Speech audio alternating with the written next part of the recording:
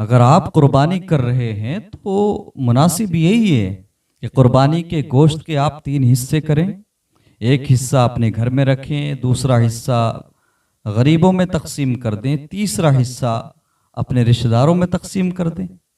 لیکن ہوتا کیا ہے، ہمارے مسلمان اپنے فریج میں 10 دن 15 دن تک رکھ کے گوشت کو سڑا دیں گے، لیکن غریبوں میں نہیں دیتے.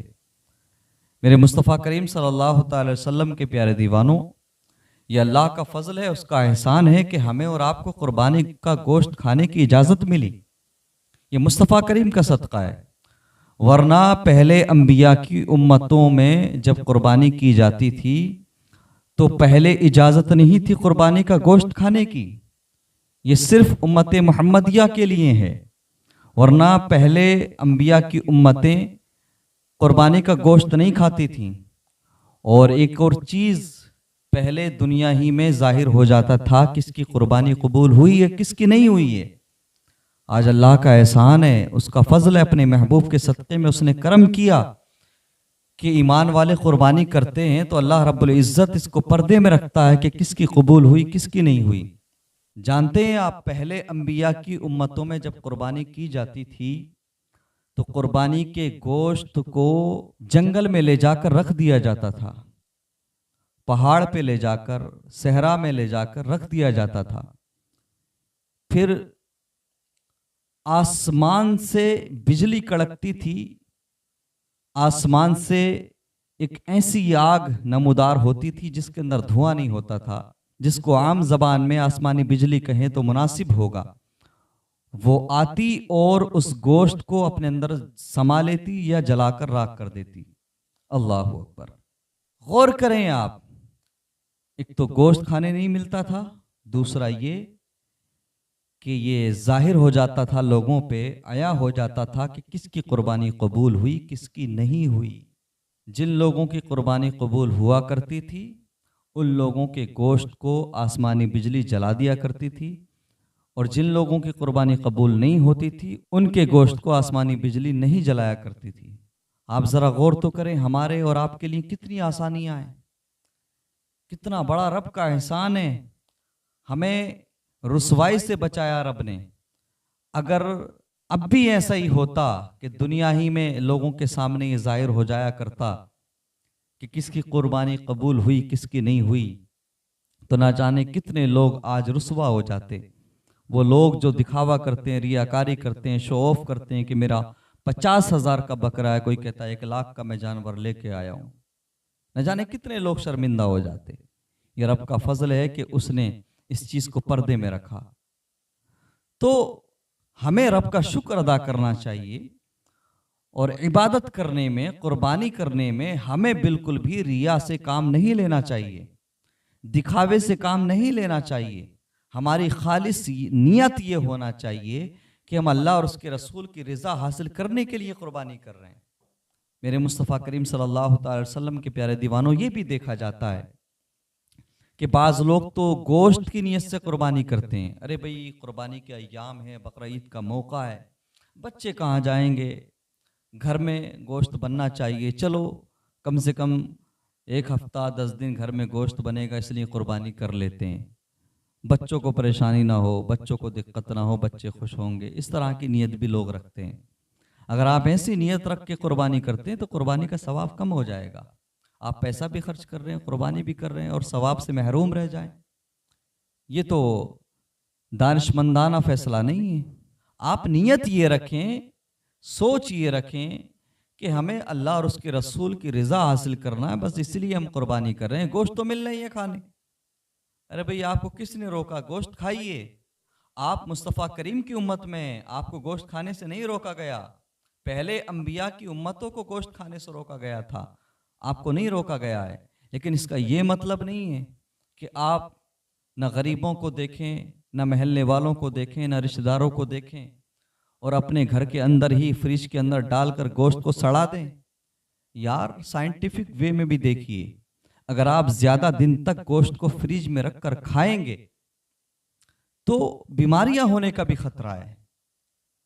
کئی دن تک جب آپ مسلسل گوشت کو رکھے رہیں گے، سٹور کرے رہیں گے، تو پھر کہیں نہ کہیں میں سمجھتا ہوں ایسا گوشت کھائیں گے تو بیماریاں پیدا ہونے کا بھی خدشہ ہے. تو اس لیے مناسب طریقہ یہ ہے، بہتر طریقہ یہ ہے کہ گوشت کے 3 حصے کیے جائیں، اور ایک حصہ غریبوں میں بانٹ دیا جائے، ایک حصہ رشتہ داروں میں بانٹ دیا جائے، ایک حصہ اپنے گھر میں رکھ لیا جائے. تو اس طریقے سے کیا ہے کہ سب لوگ گوشت کھا بھی لیں گے اور گوشت خراب بھی نہیں ہوگا، اور ثواب کا ثواب بھی مل جائے گا.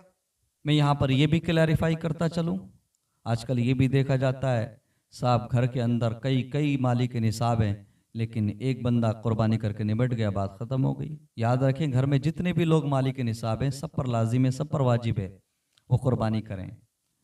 اور خواتین کا ایک مسئلہ ہے، عورتوں میں ایک مسئلہ مشہور ہے، ان کی شریعت الگ رہتی ہے نا، کہ بھئی جس نے 7 حصے کر لیے اب اس کے نام سے قربانی کرنا ضروری نہیں ہے، اب کسی دوسرے کے نام سے کرو. گھر میں 7 حصے ابا کے پورے ہو گئے تو اب امی کے نام سے 7 حصے کریں گے ہم، بھیا کے نام سے 7 حصے پورے ہو گئے تو اب بھابھی کے نام سے ہم اس سال قربانی کریں گے. یاد رہے اسلام میں 7 حصوں کا یا 10 حصوں کا کوئی چیپٹر نہیں ہے، کوئی کانسیپٹ نہیں ہے. اگر آپ ساری زندگی مالک نصاب ہیں تو آپ کو ساری زندگی قربانی کرنا پڑے گی، اور گھر میں جو بھی مالک نصاب ہے اس پر واجب ہے، لازم ہے کہ وہ قربانی کرے. ایسا نہیں ہے کہ 7 حصے کر لیے تو اب جو ہے بری الذمہ ہو گئے. اور یہ بھی خیال رہے کہ لوگ بہت بڑی غلطی کر جاتے ہیں، اپنے گھر میں جو مالک نصاب ہوتا ہے اس کی طرف سے نہیں کرتے، بلکہ کسی سال اماں کی طرف سے، کسی سال بھائی کی طرف سے، کسی سال ابو کی طرف سے، کسی سال دادا کی طرف سے. آپ اس بات کو ذہن نشین کر لیں، جو مالک نصاب ہے اس کی طرف سے قربانی کی جانا ضروری ہے، تبھی واجب ادا ہوگا. اس کے ساتھ ساتھ آپ چاہیں پورے خاندان والوں کی طرف سے کر دیں، کوئی فرق نہیں پڑتا، وہ نفلی قربانی ہو جائے گی. لیکن جو مالک نصاب ہے وہ واجب ادا نہ کرے، وہ اپنی طرف سے نہ کرے، پھر چاہیں سارے گھر کی طرف سے کر دے، سارے خاندان کی طرف سے کر دے، واجب ادا نہیں ہوگا. ان چیزوں کا خاص خیال رکھنا چاہیے. اور میں اپنے نوجوانوں سے کہوں گا، آج کل سوشل میڈیا کا دور ہے، 90% ہمارے مسلم نوجوان سوشل میڈیا استعمال کرتے ہیں. تو دیکھا یہ جاتا ہے کہ جانور کو ذبح کرتے وقت کی ویڈیوز بنا کر سوشل میڈیا پہ ڈالتے ہیں، انسٹاگرام فیس بک پر ڈالتے ہیں، فوٹوز ڈالتے ہیں. خدا را ایسا نہ کریں، یہ مناسب طریقہ نہیں ہے، یہ اچھی بات نہیں ہے. آپ جانور کو ذبح کرتے ہوئے ویڈیو بنا کر فوٹوز کھینچ کر سوشل میڈیا پہ ڈالتے ہیں، یہ بالکل بھی مناسب نہیں ہے. ایسا کرنے سے اجتناب کریں. اور قربانی کرتے وقت یہ خیال رکھیں کہ جانور کو تکلیف نہ پہنچے. جس چیز سے بھی آپ جانور کو ذبح کرنے والے ہیں اس کو پہلے ہی سے تیز کر کے رکھیں. جانور کے سامنے اس کو تیز نہ کریں.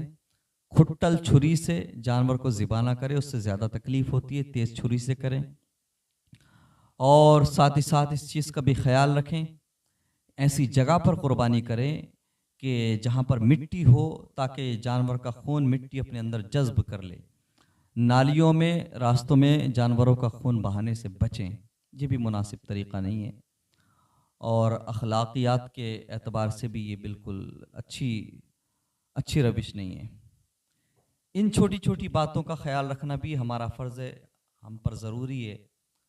یاد رہے ہم اپنے رب کی عبادت کر رہے ہیں، ہمیں نہ کسی کو دکھانا مقصود ہے، نہ کسی کو چڑھانا مقصود ہے.